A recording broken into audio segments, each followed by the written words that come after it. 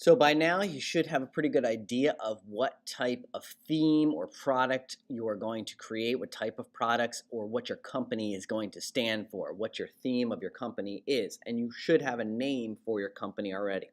So once you have those items, go ahead and start designing some merch. So I'm going to go to this custom ink.com right here. I go to the hyperlink in the stream and it's going to open up customink.com, and I'm going to be able to pick out some products here and create products that will go along with my company theme. So first I need to pick out what product I want to use. So I can go to products over here and I can see all the different products that they have available to me. Now if I'm an outdoor sport or a winter sport, maybe I want a hoodie, or maybe I want a t-shirt if it's an indoor sport, or maybe I want sweatpants or short. It could be anything, polo for golfers. Whatever it is, you can choose whatever products you want, school appropriate of course, and we will create our product line. Go ahead and choose an item. You could even choose the color, especially if your item is going to be, known for the color, or you have color branding within your product line. So maybe black and yellow, black and yellow, black and yellow. Your product is all black and yellow. So from the shoes, from the t-shirt to the shorts, everything is going to be either black or yellow. So that might be of concern. So you want to choose a shirt. I'm going to choose some Royale, maybe some navy, and then I'm going to hit start designing. It takes me to the design lab over here where I can choose a bunch of different things from the item list to know exactly what's going to go on my product. Too far in this video, I want to make sure that you know what to do to save. So if the end of the period happens or you have to leave and you want to just make sure that you saved your document, it's right here at the bottom of your screen right here. You hit save, send, and you would put in your design name, and it doesn't matter what you name it here. It could just be shirt 1 or whatever, crossface shirt. It doesn't matter what you call it here because I won't actually see this picture. This is only for reference on the website. And you see it says 10 characters, no spaces, right? So I can't put any space. So I'll just put crossface 1 for my t-shirt, and then I'm going to put my email address right there. And you're going to do that and use your school account. This way we know exactly where it is and there's no confusion. So let's say you started your design project yesterday, but today you're coming in and you're going to work on the same design project again. You can go up here to your account. You click on your account. You put in your email address that you used to save your project the day before. You enter it in here. You hit retrieve and your things show up here. So I'm going to put in my information there, and then all my images of the articles of clothing that I created show up underneath. First, I will start off with the add text, and I will type in my product line, okay, or whatever you want your shirt to say. Mine is just going to be crossface, and I'm going to hit next. I'm not going to hit return. Try not to hit return here. Unless you have lines and lines of information, because when I hit next it gets dumped onto my shirt. You can see it's top and bottom here, but I could always update it as well if I don't want something, or if I want it on another line. I can make my adjustments up here, and then so I just deleted that, and then I hit update and it updated my shirt like this. Okay, so you're going to pick out your design, and of course this is self-explanatory. We have sizes down here. We have the centering button, move it to the center of your t-shirt. We have the color text, rotating items. All of this stuff is pretty self-explanatory, so you can mess around with this and put it wherever you want. Now, one thing about this product here is that if I'm going to be putting images on, okay, so I have the words there, and now let's move on to the images. So I'm going to say add art.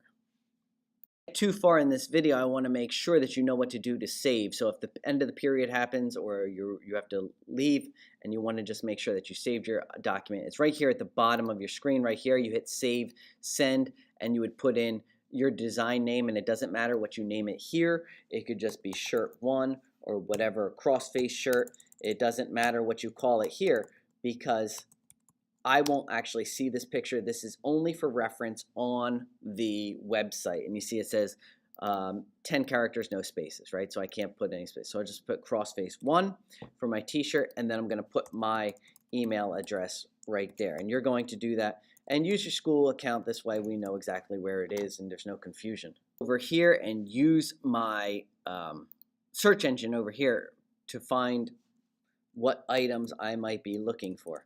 So I'm going to type in wrestling and go through and look for my crossface icon over here, scrolling down, so you could pick out any item you want, do your search right there.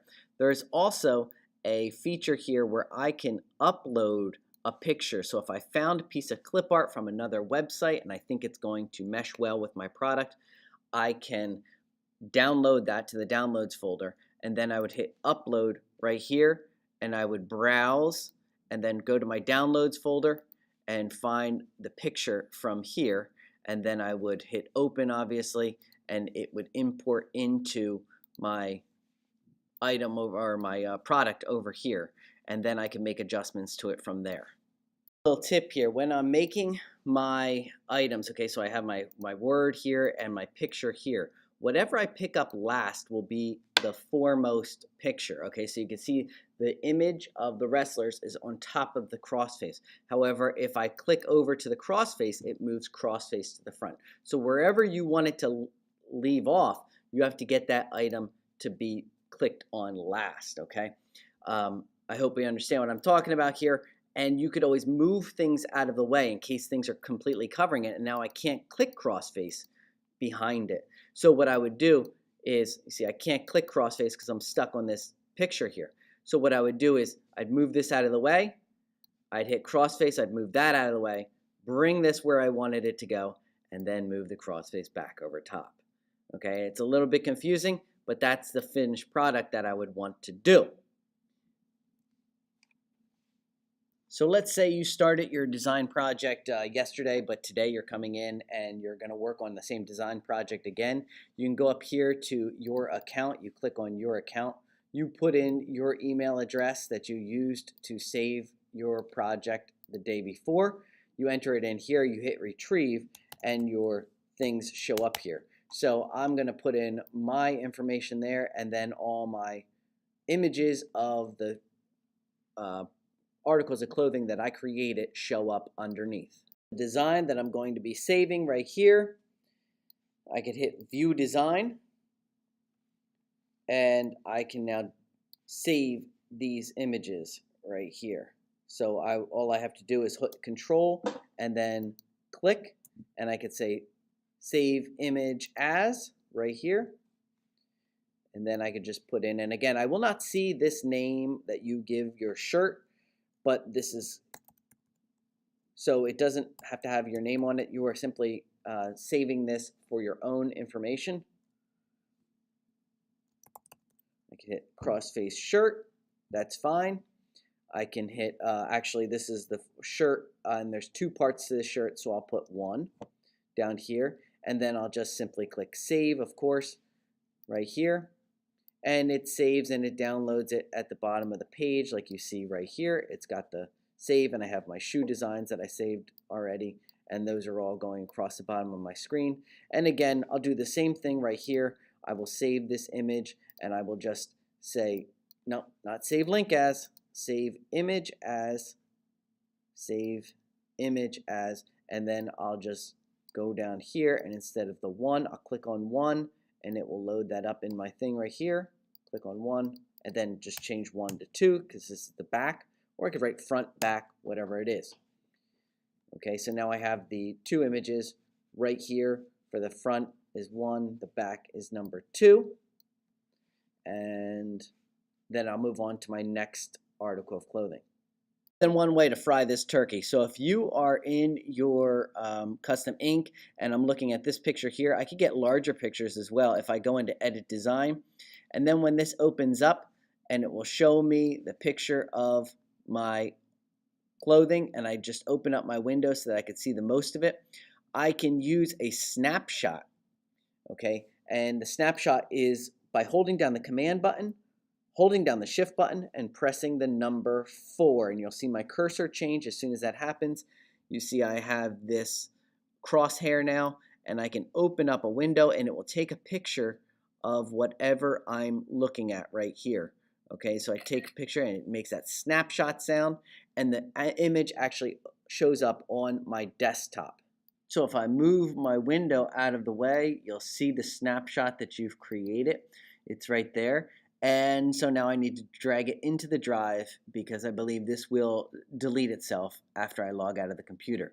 So I'm going to open up a drive, and if you don't have the drive open already, you can click this drop down right here. You can go to your drive, click on your drive. I already have my drive open up to my design folder where I'm going to be saving my files. So all I do is I'll take this, I'll drag it over here, the window will highlight, and I'll see a little message. It'll say drop files, instantly upload them to the design folder, and then you'll see that your images will show up here in the design folder.